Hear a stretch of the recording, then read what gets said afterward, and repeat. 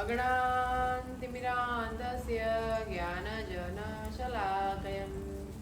चक्षुरुन्मीलितं येन तस्मै श्रीगुरवे नमः।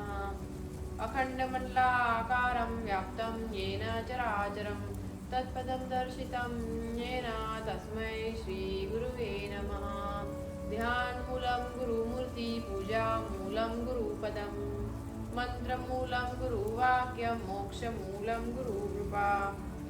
जय सच्चिदानंद, जय गुरुदेव। नमस्कार भाइयों और बहनों, आज मैं आपके सामने पेश करने जा रही हूँ हमारे सदगुरु द्वारा रचित बावनी। ये हमारे सदगुरु ने अंतर्ध्यान होके बहुत ही अनुभव की बातें बताई है और वो कविता के अंदाज में उन्होंने ये पंक्तियाँ लिखी है, तो मैं पेश करने जा रही हूँ आपके सामने। जय गुरुदेव।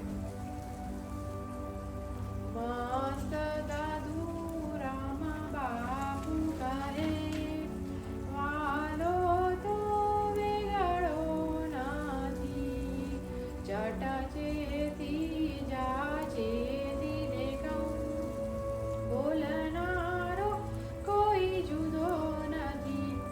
तो इसका ये गुजराती अनुवाद है, तो हम हिंदी में जब करते हैं तो उसका ये अर्थ होता है कि मस्त दादूराम बापू सदगुरुदेव बाल योगीराज हमें बता रहा है कि जो आपका प्यारा है, परमात्मा है, जो भगवान बोलते हैं, जो भी हम अपना हमारे इष्ट देवता जो भी हम कहते हैं, वो स्वरूप और आप एक ही हो, वो दो नहीं है। हम सिर्फ माया के आवेश में आके समझते हैं कि वो अलग है, मैं अलग हूँ। आप एक ईश्वर एक ही है और वो दूर भी नहीं है आपसे, वो आपके एकदम पास में से भी पास है। मतलब एकदम पास मतलब कि आपके आत्मा है।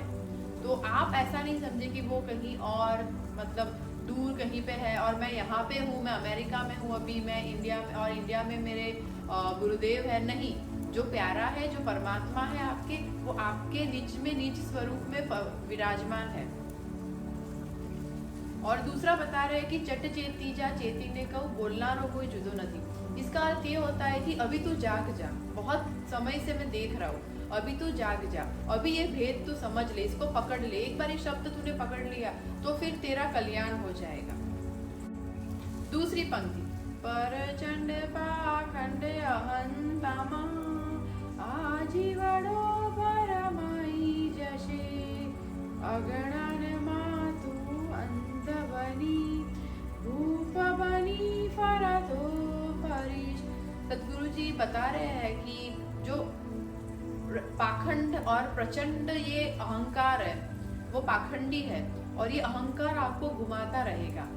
ये जीव उसके अंदर भ्रमित होके जीव 1,84,000 योनियों में घूमता रहेगा और ये कुछ साधारण चीज नहीं है, ये बहुत ही मुश्किल चीज है। बार बार माँ के गर्भ में आना, बार बार हमें ये जन्म मरण के चक्रव्यूह में आना। तो ये सदगुरु जी हमें चेतावनी दे रहे हैं। देखो, अभी समझने की बात यह है भाइयों और बहनों कि हम जैसे जीव जो अंधकार में है, जिसको उजाले की कोई खबर नहीं है, यदि सदगुरु जी हमारे जीवन में आते हैं तो वो हमें सिर्फ एक ही चीज बताते हैं कि जो आपके अंदर है अंधकार है, वो तो ज्ञान से ही जाएगा, ज्ञान मार्ग से ही जाएगा। तो सदगुरु जी बोलते कि अहंकार है वो अज्ञानी है, अहंकार कुछ पता नहीं। अहंकार समझता है कि जो है वो मैं हूँ और मैं राजा हूँ, मैं भूख हूँ, मैं राजा बन के मैं सब करूंगा, मुझे जो चाहिए वो मुझे मिलेगा।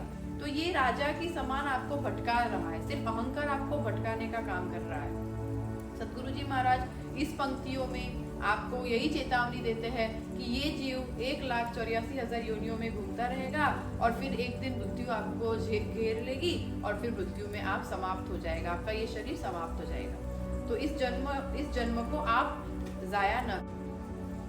तीसरी पंक्ति, श्रद्धा तणी संधि छूटी भूति थी तू करतो रहीस समारपणनी वातो तू समझा विना बोलतो रहीस।